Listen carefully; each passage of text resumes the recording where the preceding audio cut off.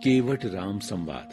श्री रामचंद्र जी एक प्रकार से जबरन समुद्र को विदा करके अपने रास्ते में आगे बढ़े और गंगा जी के तट पर आए। श्री राम ने केवट से नाव लाने और सरयू के पार उतारने के लिए कहा। श्री राम की बात सुनकर वो नाव को किनारे पर नहीं ला रहा है। वो कहने लगा, मैं तुम्हारे बारे में बहुत कुछ जानता हूँ। तुम्हारे चरण कमलों की रज में बड़ा चमत्कार है, जिसके छूने से ही पत्थर की शिला सुंदरी स्त्री बन गई और नाव तो नाजुक काठ की बनी है। इस प्रकार यदि मेरी नाव स्त्री बन गई तो मैं तो बर्बाद ही हो जाऊंगा। मेरा रोजगार उजड़ जाएगा। मैं तो कमाने खाने के लायक भी नहीं रह जाऊंगा। इसी नाव से तो मेरे परिवार का पालन पोषण होता है और मैं तो कोई दूसरा काम भी नहीं जानता। अगर आपको पार ही जाना है तो मेरी एक शर्त है कि मुझे अपने चरण कमल पखार लेने दो। बिना पैर धोए मैं आपको अपनी नाव में नहीं चढ़ाऊंगा। मुझे उतराई लेने का लालच नहीं है। मेरी धृष्टता के लिए लक्ष्मण जी बेशक मुझे बाण से मार डालें, पर मैं जब तक आपके पैर नहीं पखार लूंगा तब तक आपको पार नहीं उतारूंगा। केवट के प्रेम में पगे वचन सुनकर श्री रामचंद्र जी, जानकी जी और लक्ष्मण जी की ओर देखकर हंसे। फिर मुस्कुराकर बोले, अरे भाई, तुम्हारी नाव की जिस तरह भी सुरक्षा हो तुम वही करो। लो, जल्दी से पानी ले आओ और पैर धो लो। इस अवसर का तुलसीदास जी ने कितना सुंदर वर्णन किया है। जासु नाम सुमेरत एक बारा, उतरही नर भव सिंधु अपारा। सोई कृपालु केवट ही निहोरा, जेहि जगु किए तिहु पगहु तेथोरा।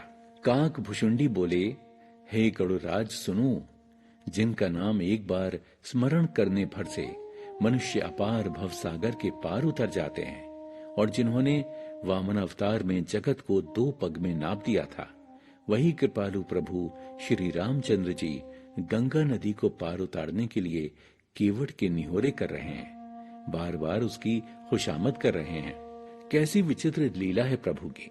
श्री रामचंद्र जी की आज्ञा पाकर केवट कठौते में जल भरकर ले आया। अत्यंत आनंद और उमंग में प्रभु श्री राम के चरण कमल धोने लगा।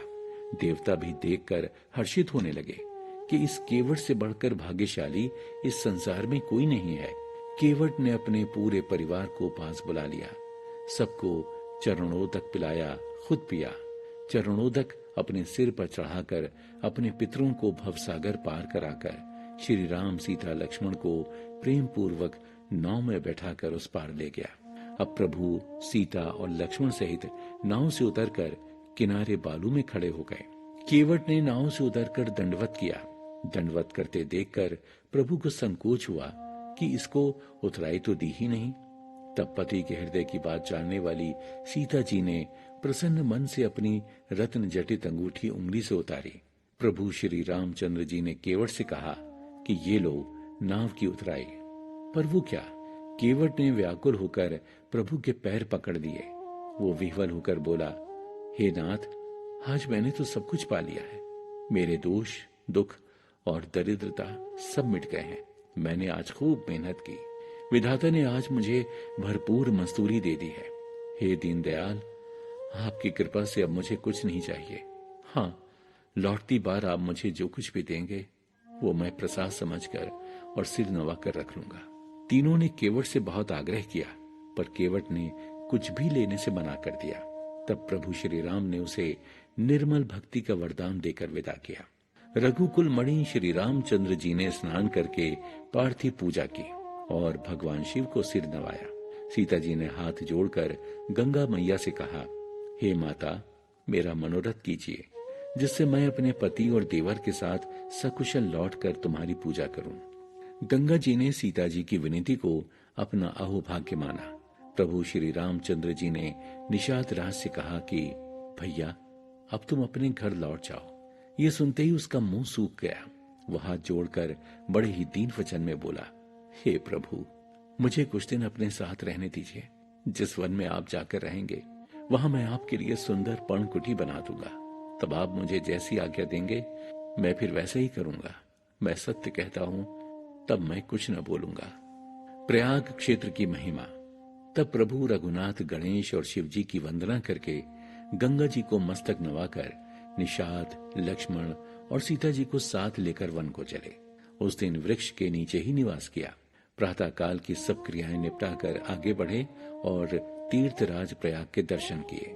प्रयागराज जहाँ गंगा, यमुना, सरस्वती का पावन संगम है, अक्षय वट है जो मुनियों के मन को भी मोह लेता है, जिसके दर्शन मात्र से दुख और दरिद्रता नष्ट हो जाती है।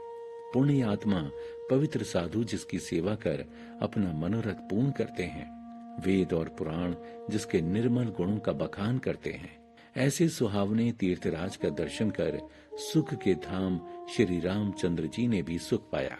उन्होंने स्वयं गुह, लक्ष्मण और सीता जी को प्रयाग की महिमा सुनाई। इस प्रकार श्री राम ने त्रिवेणी का दर्शन कर स्नान किया, फिर आनंद पूर्वक शिव जी की पूजा की और विधि पूर्वक तीर्थ देवताओं का पूजन किया। भरद्वाज आश्रम में श्री राम। अब श्री राम जी भरद्वाज ऋषि के आश्रम में गए। ऋषि को दंडवत करते हुए चरण स्पर्श किया। ऋषि ने उन्हें हृदय से लगा लिया। ऋषि को अपार आनंद हुआ, मानो उन्हें ब्रह्मानंद की राशि मिल गई हो। प्रेम की विह्वलता में उनसे कुछ कहते नहीं बन रहा है। मुनीश्वर भरद्वाज ने उन्हें आशीर्वाद दिए। कुशल क्षेम पूछकर ऋषि ने उनको आसन दिए और प्रेम सहित उनका पूजन करके प्रभु को संतुष्ट किया। फिर अच्छे अच्छे मधुर कंद मूल फल खाने को दिए। सीता जी सहित सभी ने उन्हें रुचि के साथ खाया। सारी थकावट दूर हो गई। तब भरद्वाज मुनीश्वर ने बड़े ही कोमल वचन कहे, हे राम, आपका दर्शन करके आज मेरे तप यज्ञ सब सफल हो गए। आज मेरे संपूर्ण सुफल फलीभूत हो गए। आपके दर्शन मात्र से मेरी सब आशाएं पूर्ण हो गई हैं। अब तो प्रभु यही वरदान दीजिए कि आपके श्री चरणों में मेरा प्रेम नित बना रहे।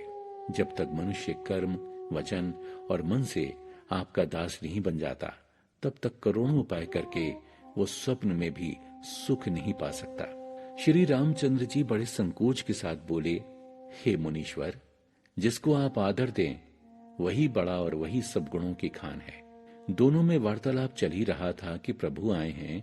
ये खबर पाकर प्रयागवासी ब्रह्मचारी, तपस्वी, मुनि, सिद्ध और सभी जन दशरथ जी के सुंदर पुत्रों को देखने के लिए भरद्वाज जी के आश्रम की ओर दौड़ पड़े। श्री रामचंद्र जी ने उन सभी को प्रणाम किया। दर्शन का परम आनंद पाकर सब प्रभु को आशीर्वाद देने लगे। फिर उनके सौंदर्य की सराहना करते हुए लौट गए। श्री राम ने सीता जी और लक्ष्मण जी के साथ वहीं विश्राम किया। प्रातः स्नान ध्यान करके प्रसन्नता के साथ मुनि को सिर नवाकर वहां से आगे के लिए चले। चलते चलते प्रभु ने बड़े प्रेम से कहा, हे मुनीश्वर, बताइए कि हम किस मार्ग से जाएं। मुनि मन में हंसकर बोले कि आपके लिए तो सभी मार्ग सुगम हैं।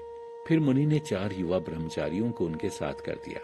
जब वो किसी गांव के पास से होकर निकलते हैं तो वहां के स्त्री पुरुष दौड़कर उनके रूप को देखने लगते हैं।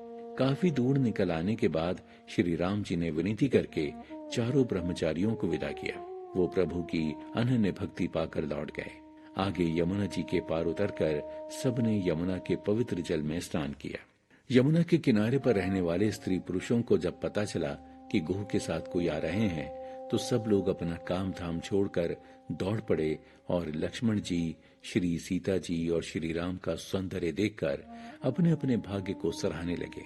गोह ने जब उन्होंने सारी कथा सुनी तो सब लोग बड़े पछताने लगे कि उन्हें वन भेजकर राजा रानी ने अच्छा काम नहीं किया। इधर गांव की स्त्रियां अपना अलग ही राह लापने लगी। हे सखी, कहो तो इनके माँ बाप कैसे निष्ठुर हैं, जो इन फूल जैसे सुकुमार बालकों को बीहड़ वन में भेज दिया। स्त्री पुरुष स्नेह से व्याकुल हो रहे हैं। अब श्री रामचंद्र जी ने सखा गुह को अपने अनेक प्रकार से समझाया। तब जाकर वो श्री राम जी की आज्ञा शिरोधार्य कर अपने घर को लौट चला।